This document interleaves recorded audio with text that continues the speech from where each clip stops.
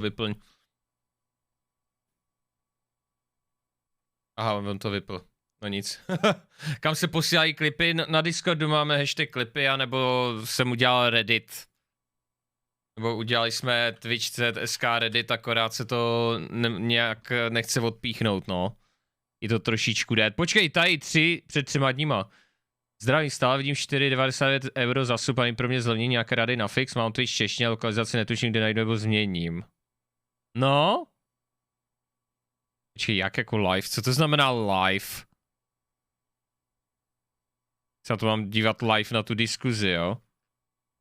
Jsem byl dneska v Opě, viděl jsem tam ty tvoje oblíbené Chio chips, ty ve tvaru donutu, tak jsem si to jen tak koupil, ty to žero, a to je reálně hodně dobré, díky za doporučení. V pohodě, kámo.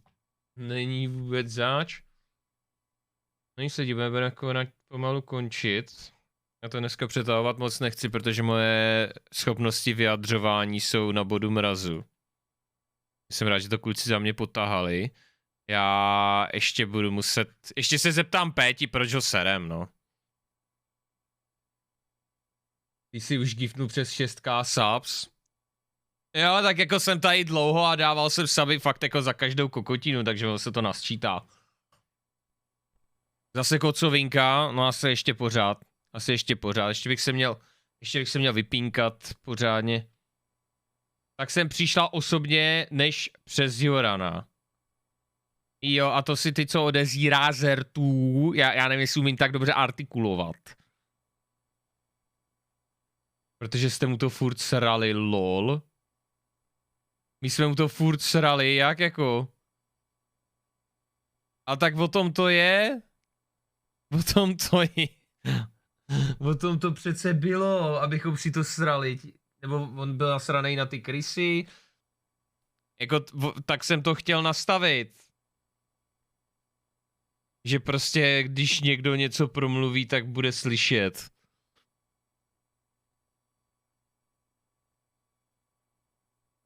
A tak v pohodě, ale jako prostě má na to názor takový, chtěl maximalizovat efektivitu toho, aby vyhrál. Chci poslat lové a tak, ale žiju v Německu a ti nacisti mají asi divné bankovní karty, nemůžeš mi poradit. Založ si PayPal a s tím si to propoj. Hlavnější Road 96, která dnes vyšla na Metacritic, má 80% rating. Wow, to je pěkný. Jako věděl jsem, že to vyšlo dneska, no. Zažádal jsem si o klíč na keymaileru, ale vypadá to, že mi zatím nic nedali, no. Jako já tyhle hry rád prozkoumávám, klidně bych si to i zaplatil. Ale... Prostě víš, jak to je s těma multiplayerovejma hrama, to je pro ty lidi úplně jinak záživný. A byla to fakt jako prdel dneska.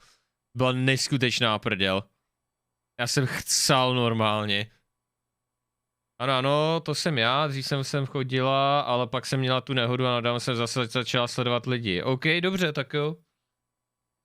Tak doufám, že Twitch brzy zavede nějaký automatický titulky, to by bylo fajn. Ta technologie už existuje, že to dělá titulky live. Tady máš proslov Bidena 46.00, ale asi jdeš chrápat. Počkej, ale to vyjádření Bidena mě zajímá. Ty vole, dobře von. Dobře von, půlhodinový proslov. Jak všechny proslovy za Zemanovo prezidentství dohromady.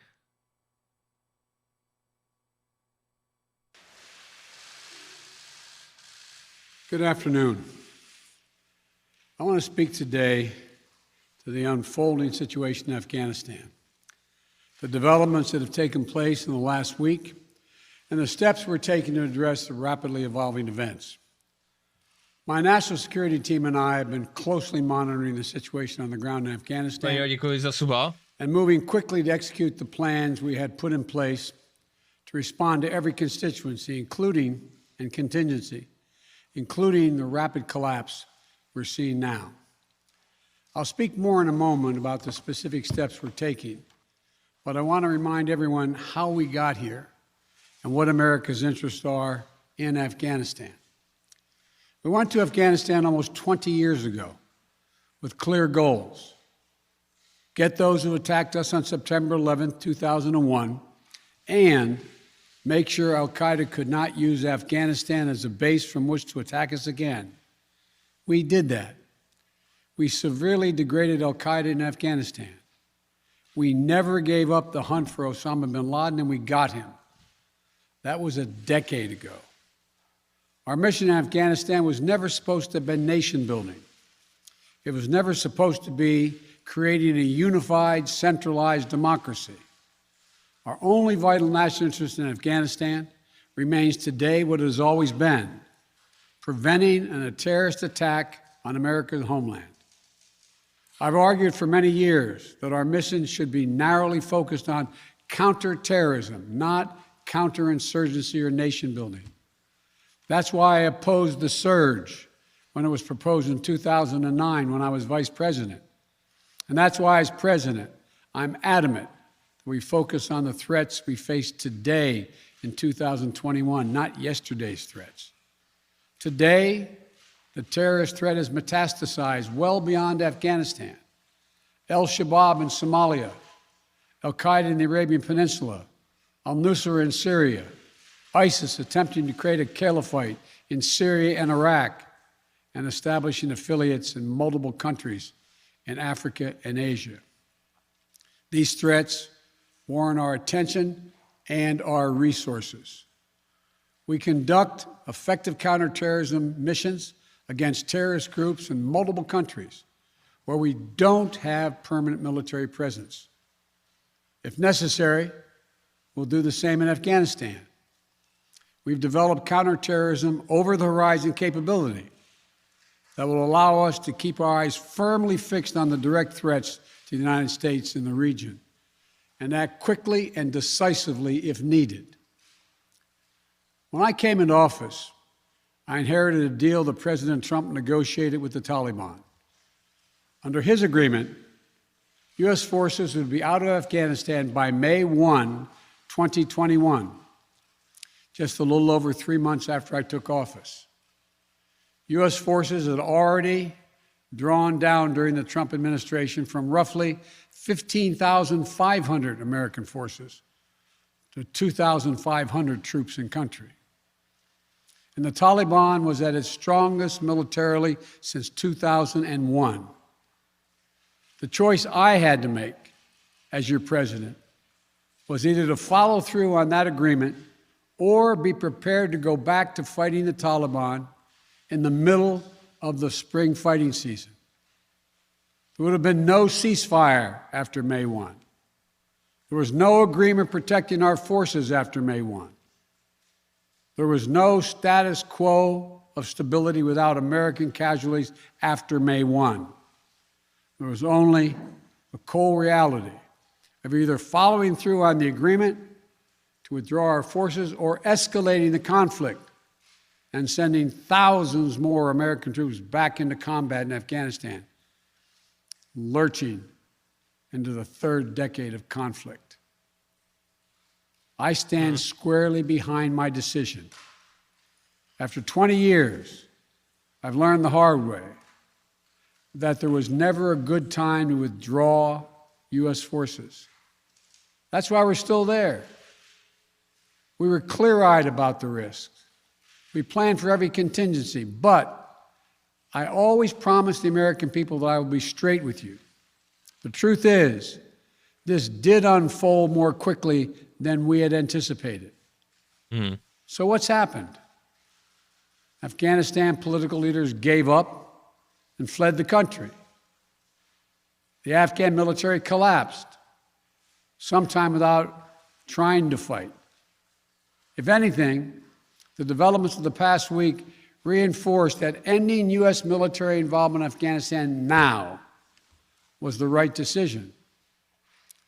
American troops cannot and should not be fighting in a war and dying in a war that Afghan forces are not willing to fight for themselves. Big volley. We spent over $1 trillion. We trained and equipped an Afghan military force with some 300,000 strong, incredibly well equipped, a force larger in size than the militaries of many of our NATO allies. We gave them every tool they could need. We paid their salaries, provided for the maintenance of their Air Force, something the Taliban doesn't have. Taliban does not have an air force. We provided close air support. We gave them every chance to determine their own future. We could not provide them was the will to fight for that future. There's some very brave and capable Afghan special forces units and soldiers. But if Afghanistan is unable to mount any real resistance to the Taliban now, there is no chance that 1 year, 1 more year, 5 more years, or 20 more years of U.S. military boots on the ground would have made any difference. Here's what I believe to my Celý to, co mu core. napsali, jo, to je pravda, no. It is wrong to order American troops to step up when Afghanistan's own armed forces would not. The political leaders of Afghanistan were unable to come together for the good of their people, unable to negotiate for the future of their country when the chips were down. They would never have done so while U.S. troops remained in Afghanistan, bearing the brunt of the fighting for them. And our true strategic competitors, China and Russia, would love nothing more than the United States to continue to funnel billions of dollars in resources and attention into stabilizing Afghanistan indefinitely. When I hosted President Ghani and Chairman Abdullah at the White House in June, and again when I spoke by phone to Ghani in July, we had very frank conversations. We talked about how Afghanistan should prepare to fight their civil wars after the U.S. military departed, to clean up the corruption in government so the government could function for the Afghan people. Bidena je dobrý to, že to poznáš 100%, no. Když nečte. They fail to do any of that. Že když nečte, tak koktá. I also urge them to engage in diplomacy, to seek a political settlement with the Taliban. This advice was flatly refused. Mr. Ghani insisted the Afghan forces would fight, but obviously he was wrong. So I'm left again to ask of those who argue that we should stay, how many more generations of America's daughters and sons would you have me send to fight Afghanistan's civil war when Afghan troops will not? How many more lives, American lives, is it worth? How many endless rows of headstones at Arlington National Cemetery? Jako já souhlasím, že ta válka byla zbytečná, no. I'm clear on my answer. I will not repeat the mistakes we've made in the past. Mistake of staying and fighting indefinitely in a conflict that is not in the national interest of the United States, of doubling down on a civil war in a foreign country, of attempting to remake a country through the endless military deployments of U.S. forces. Those are the mistakes we cannot continue to repeat because we have significant vital interest in the world that we cannot afford to ignore. I also want to acknowledge how painful this is to so many of us.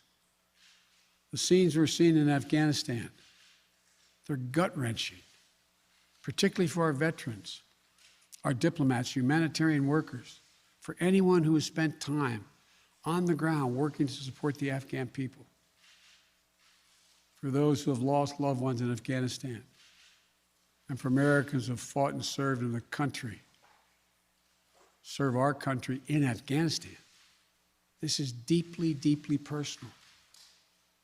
It is for me as well. I've worked on these issues as long as anyone.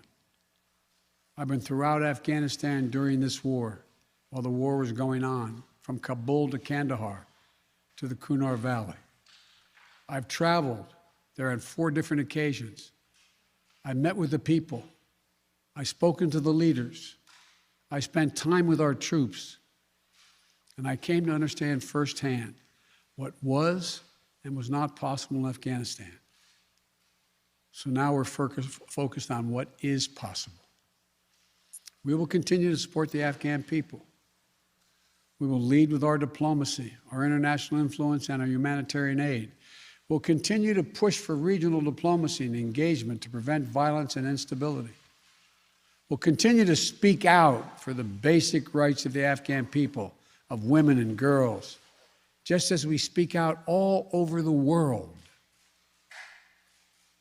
I've been clear, the human rights must be the center of our foreign policy, not the periphery.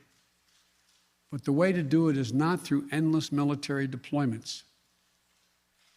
It's with our diplomacy, our economic tools, and rallying the world to join us. Now, let me lay out the current mission in Afghanistan. I was asked to authorize, and I did, 6,000 U.S. troops to deploy to Afghanistan for the purpose of assisting in the departure of U.S. and allied civilian personnel from Afghanistan, and to evacuate our Afghan allies and vulnerable Afghans to safety outside of Afghanistan. Our troops are working to secure the airfield Asi potom budou otázky to ještě, ensure no. continued operation of both the civilian and military flights. We're taking over air traffic control. We have safely shut down our embassy and transferred our diplomats. Our diplomatic presence is now consolidated at the airport as well. Over the coming days, we intend to transport out thousands of American citizens who've been living and working in Afghanistan. We'll also continue to support the safe departure of civilian personnel, the civilian personnel of our allies who are still serving in Afghanistan. Operation Allies Refugee, which I announced back in July, has already moved 2,000 Afghans who are eligible for special immigration visas and their families to the United States. In the coming days, the U.S. military will provide assistance to move more SIV-eligible Afghans and their families out of Afghanistan. We're also expanding refugee access to cover other vulnerable Afghans who worked for our embassy. U.S. non-governmental agencies or U.S. non-governmental organizations and Afghans who otherwise are at great risk, and U.S. news agencies. I know there are concerns about why we did not begin evacuating Afghans civilians sooner. Part of the answer is some of the Afghans did not want to leave earlier, still hopeful for their country. And part of it because the Afghan government and its supporters discouraged us from organizing a mass exodus to avoid triggering, as they said, a crisis of confidence. American troops are performing this mission as professionally and as effectively as they always do, but it is not without risks. As we carry out this departure, we have made it clear to the Taliban, if they attack our personnel or disrupt our operation, the U.S. presence will be swift and the response will be swift and forceful. We will defend our people with devastating force if necessary. Current military mission will be short in time, limited in scope, and focused in its objectives. Začíná koktat i u toho Get čtení. our people and our allies as safely as quickly as possible. And once we have completed this mission, we will conclude our military withdrawal. We will end America's longest war after 20 long years of bloodshed. The events we're seeing now are sadly proof that no amount of military force would ever deliver a stable, united, secure Afghanistan, as known in history as the graveyard of empires. What's happening now could just as easily happen 5 years ago or 15 years in the future. We have to be honest. Our mission in Afghanistan has taken many missteps, made many missteps over the past 2 decades. I'm now the 4th American president to preside over war in Afghanistan, 2 Democrats and 2 Republicans. I will not pass this responsibility on to a 5th president. I will not mislead the American people by claiming that just a little more time in Afghanistan will make all the difference. Nor will I shrink from my share of responsibility for where we are today and how we must move forward from here. I am President of the United States of America, and the buck stops with me. I'm deeply saddened by the facts we now face. But I do not regret my decision to end America's warfighting in Afghanistan and maintain a laser focus on our counterterrorism missions there and other parts of the world. Our mission to degrade the terrorist threat of al-Qaeda in Afghanistan and kill Osama bin Laden was a success. Our decades-long effort to overcome centuries of history and permanently change and remake Afghanistan was not. And I wrote and believed it never could be.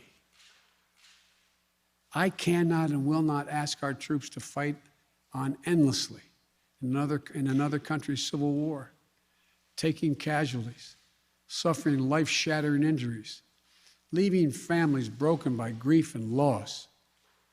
This is not in our national security interest. It is not what the American people want.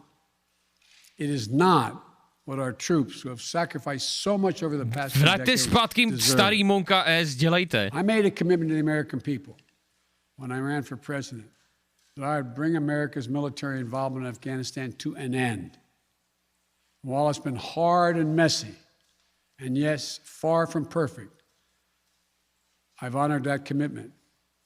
More importantly, I made a commitment to the brave men and women who serve this nation that I wasn't going to ask them to continue to risk their lives in a military action that should have ended long ago.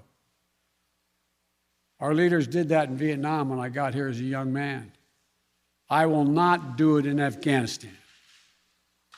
I know my decision will be criticized, but I would rather take all that criticism than pass this decision on to another president of the United States, yet another one, a fifth one. Because it's the right one, it's the right decision for our people, the right one for our brave service members who risk their lives serving our nation, and it's the right one for America. Thank you.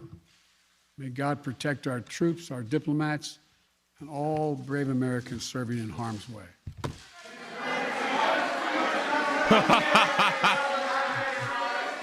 Ty reportéři.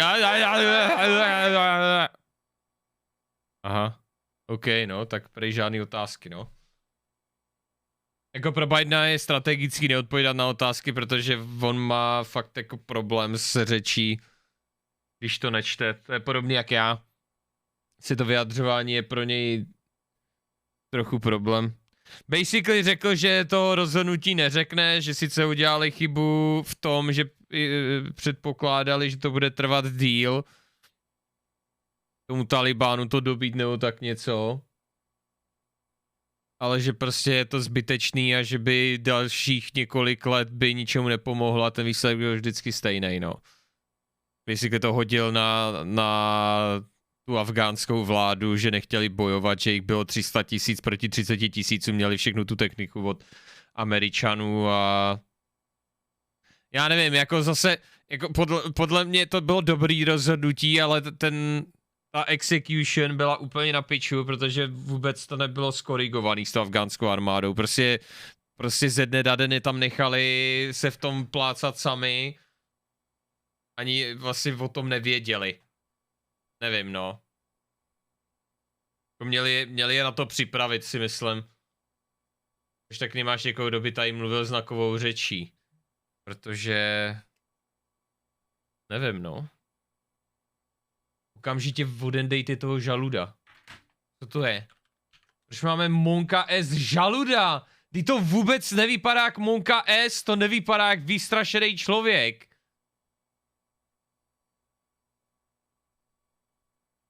Donutě přehodit to zpátky. Dej to zpátky.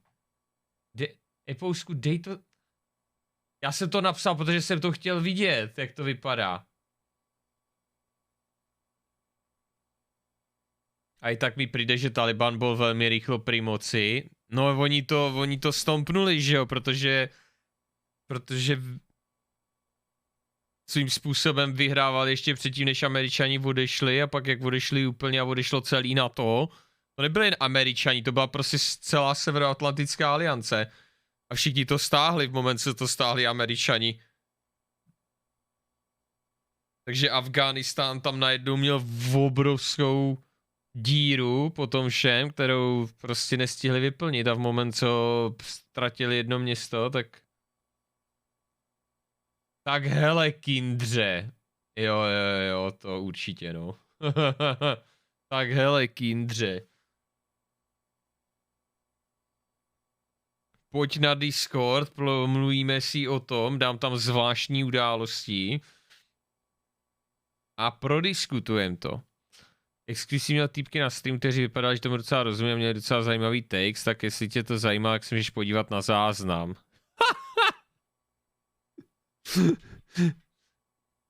Ty vole, budu analyzovat situaci z XQCho chatu.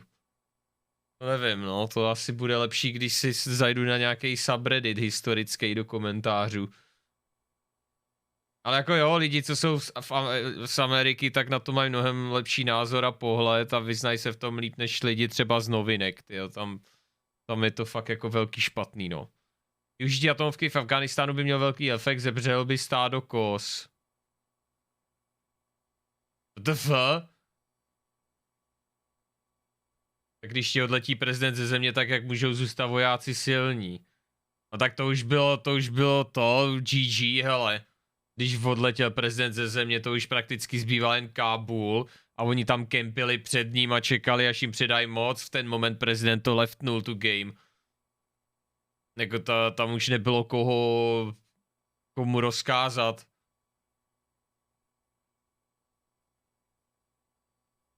Ovládá výpověď na stůl hned zítra, jestli to tu ještě bude. Výborně, no. Takže si mám vybrat mezi Epouskem a Nugetem, jo. Biden, I stand squarely behind my decision. No ale přiznal, že udělali chybu.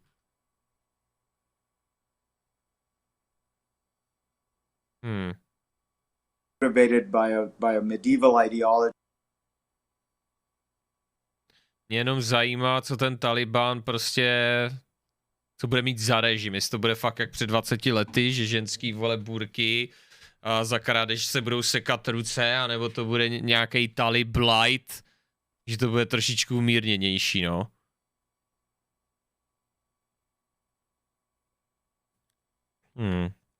Zatím to tady není, no.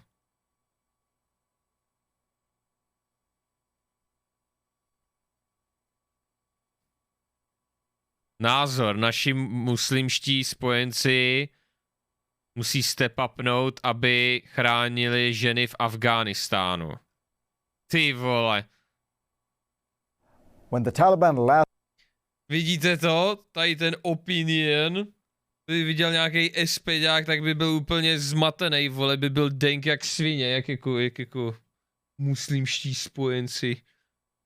Jak jako, že by muslimští spojenci chránili ženy před ostatními muslimy, co to jako je? Jakože mi chcete říct, že muslimové mají různé zákony a různé názory na to, jak se chovat k právám žen? Cože? Však ty jsi neviděl ty novinářky v burkách? Neviděl. Četl jsem jenom, že zdravotní sestry přišly ze strachu. V burkách do nemocnice. Já jsem je viděl akorát v hijabech. It's clear who is now in charge. Taliban fighters have flooded the capital. Smiling and victorious, they took this city of 6 million people in a matter of hours, barely firing a shot. This is a site I honestly thought I would never. Ty vole, jako už tohle je trochu Taliblight, hele. Když nemá zadělaný celý obličej. Scores of Taliban fighters and just behind us, the US Embassy compound. Some carry American weapons. They tell us they're here to maintain law and order. Everything is under control. Everything will be fine, the commander says. Nobody should worry. What's your message to America right now? America already spent enough time in Afghanistan. They need to leave, he tells us. They already lost lots of lives and lots of money. People come up to them to pose for photographs.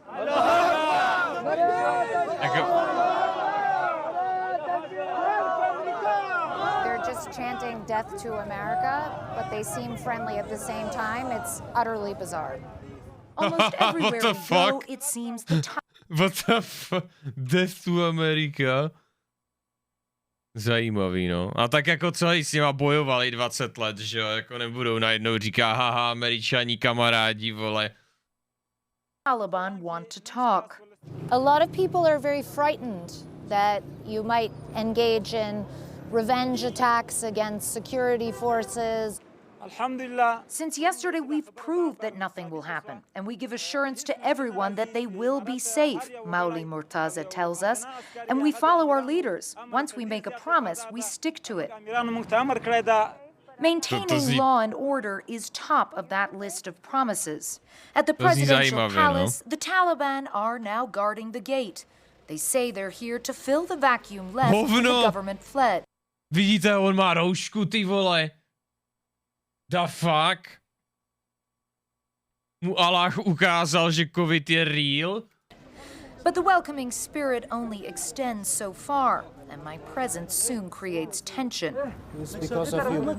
They've just told me to stand to the side because I'm a woman. The Taliban have yet to implement their draconian version of Islamic law, but many are... Jako jo, no, oni mají problém s tím, že interviewuje žena, no. Že nějaká borka, co dělá zpravodajství v Afghánistánu, tak jí řekl nějaký borec, že si by se nemohla vyměnit s kameramanem a ten by jí kladl otázky, že nemůže být viděný, jak mluví se ženou. Are already preparing for it. You can see this beauty salon and many others have actually painted over images on their storefronts of uncovered women. Taliban commander Asad Masoud Khistani. What the fuck?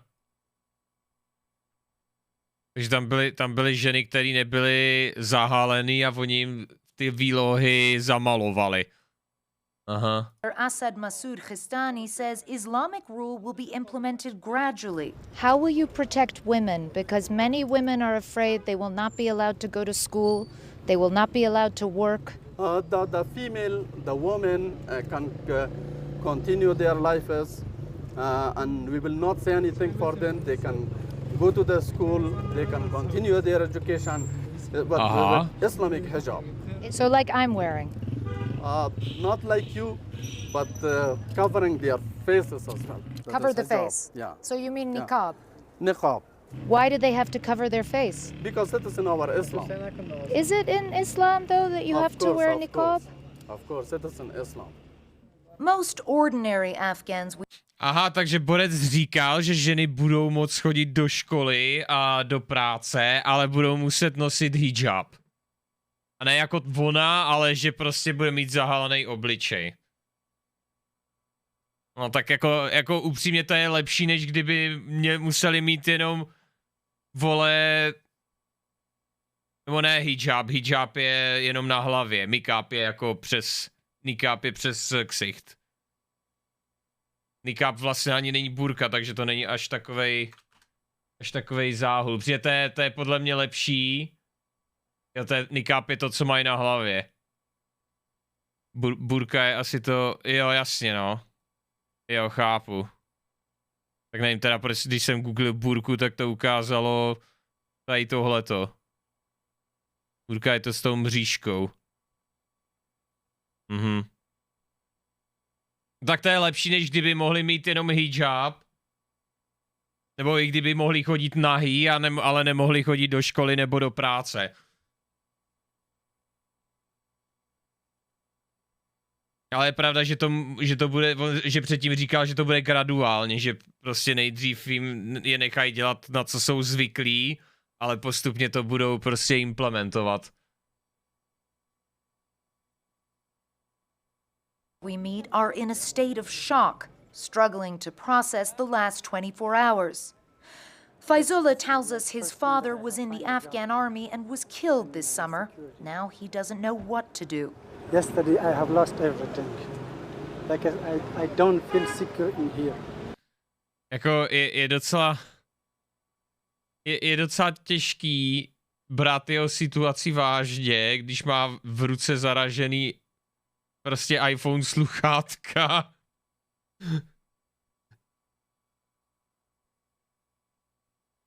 To působí jako kdyby to byl soj, který by se bál ve každý situaci. Samozřejmě ta situace je tam úplně totálně na kokot, no, jako vůbec mu nezávidím, dělám si jenom srandu, jo, ale no prostě ty iPhone sluchátka to trošičku podrejvaj. You're afraid? Huh? You're afraid? Yeah, I'm afraid. Because I lost my dad. Od kdy mají iPhone sluchátka dráty, ty vole? Kámo, já nevím, jestli ses narodil před 5 rokama, ale AirPody neměly vždycky bezdrátovou technologii. I lost my mom in a Logar province like 2 months Ty ago. vole. I'm sorry to OK, omlouvám se za to, co jsem řekl, ztratil oba rodiče. Válečníku, děkuji za 9 měsíců, tady zpátky. hear that. Just I'm with my little sister. We're living at home. That's why I'm afraid from everything. Aww. It's the big problem. This is the big problem for us. It's a feeling shared by so many. Walking along, one has a sense that the real story may be the people who are not on the streets, those too afraid to leave their homes, waiting to see what tomorrow will bring.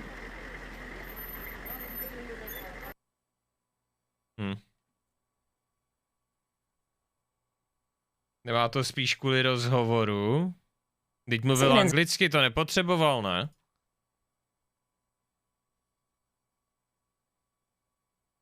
Ale umí nějak dobře anglicky, no tak jako jo, jako Kábul, ty vole, to máš podobný efekt jak v Praze, prostě tam ti lidi byli mnohem vzdělanější, že jo, takže tam určitě měli internety, podesílali iPhone, takže jasný, že fakt jako byl gramotnej. Anglicky. Jako i ti talibánci jsou prostě na Twitteru, že jo? Třeba. My to hrozně zlehčujeme, ale ty ženy přestanou mít zase právě během 2 let a už kvůli cenzuře nebudeme mít ani real info, no prostě mi je to hrozně líto, co se tam děje. Jako jo, no, jako když jako vysvětlíš, že nějaký zákon je lepší mít takhle, že lidi jsou třeba potom šťastnější, tak to se dá změnit názor, ale když někdo vysloveně se řídí nějakou knihou náboženskou, kterou už nikdo nepřepíše a pevně věří tomu, že ta kniha prostě má vždycky pravdu, tak to nikdy nezměníš, že jo? Jediný důvod, proč v katolických zemích to takhle šlo do hoven, co se silou církve týče, tak je ten, že prostě církev přestala být brána vážně. Prostě lidi to náboženství přestali mít tolik ve svých životech a tak, že jo.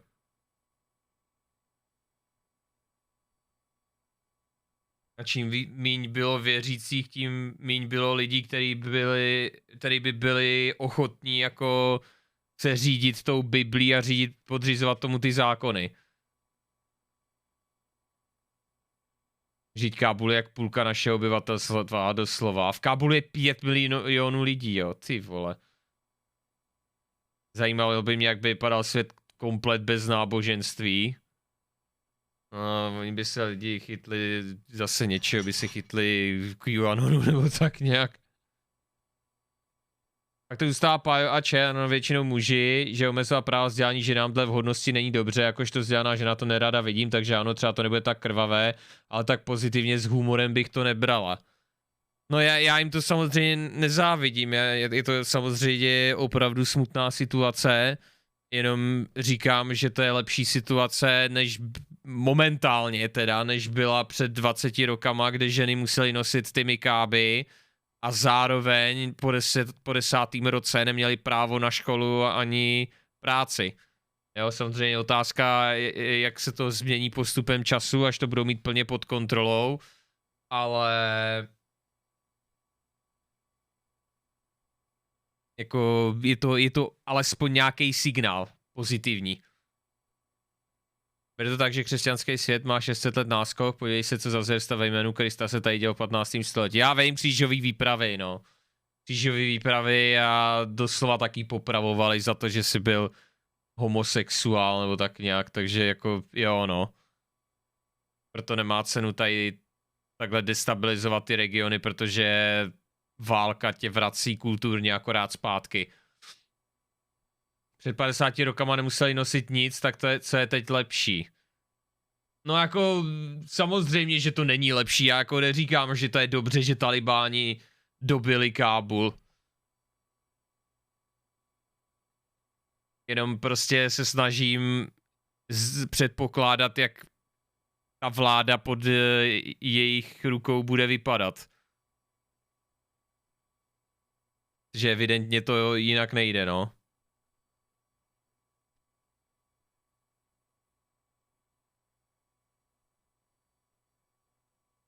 I ten rychlý průběh a mírové chování nasvědčuje dohodě.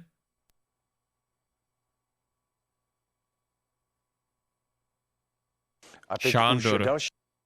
Šándor, převrat v Afghánistánu mohl být domluvený, Talibán postupoval moc rychle.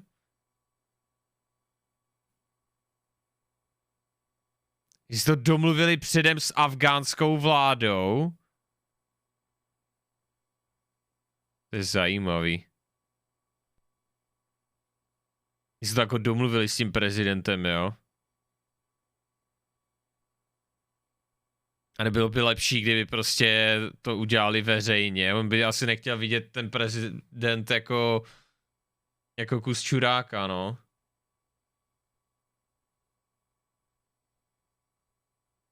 Myslíš, že by to mohlo vyeskalovat i do 3. světové války? Vůbec, Adraxi. Vůbec. To by se tam museli nějakým způsobem angažovat 2 národy jako velký zároveň a to se nikdy neděje. Doslova vždycky, když je tam jeden národ, tak ti ostatní se držejí zpátky anebo tajně podporujou ty rebelské frakce. Což se samozřejmě dělo tady, že jo, prostě Rusáci určitě nějakým způsobem tahali za nitky a pomáhali Talibánu.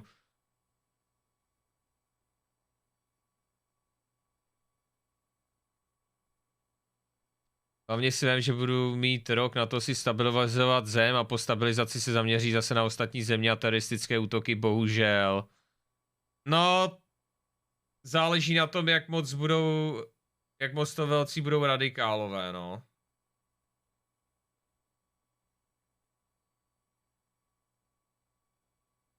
Záleží.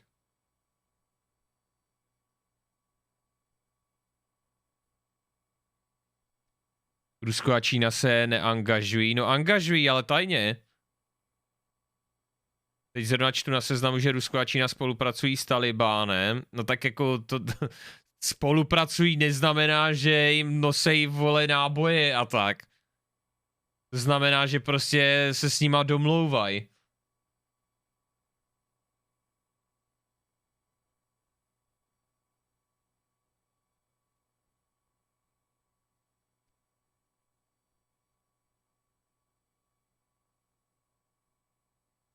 Hele, uvidíme, no, uvidíme. Teď určitě budou vyjednávat, takže spousta věcí z nich dostanou, co mají v plánu a tak. Hlavně samozřejmě každý ten jejich velitel na to má jiný názor. Takže je hlavně důležitý názor toho, co je v čele.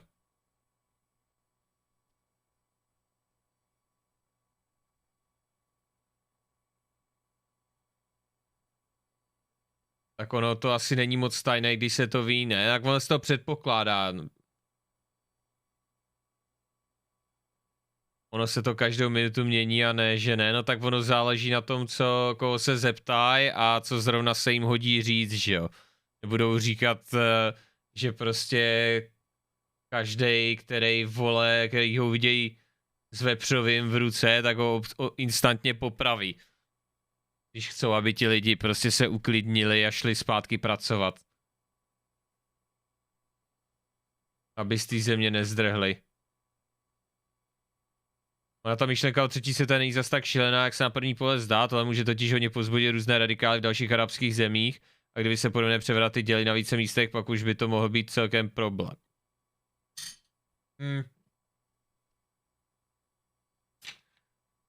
To je možný, ale... Jak je na tom islámský stát vůbec?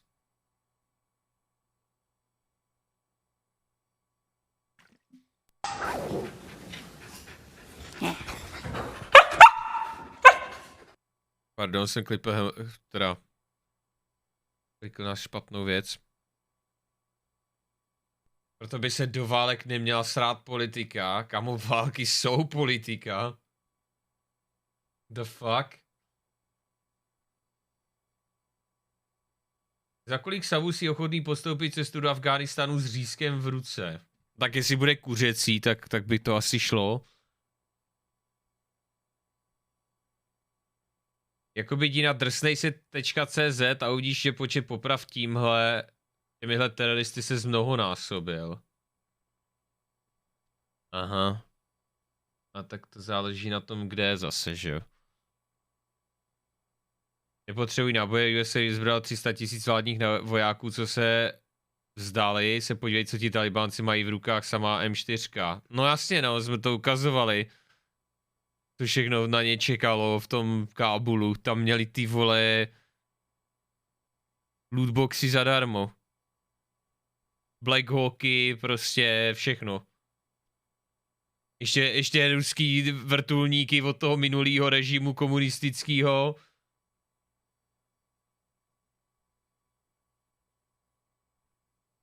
Podle mě nejsou ty země rozvinutý, aby způsobili třetí světovou. Tak ty země to nespůsobí.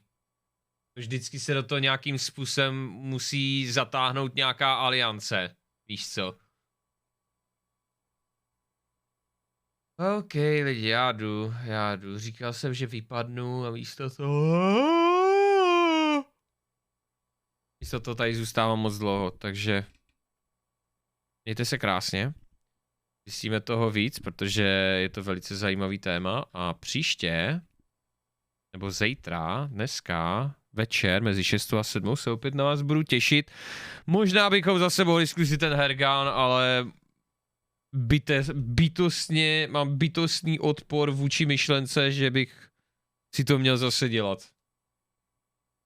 Ale tak uvidíme.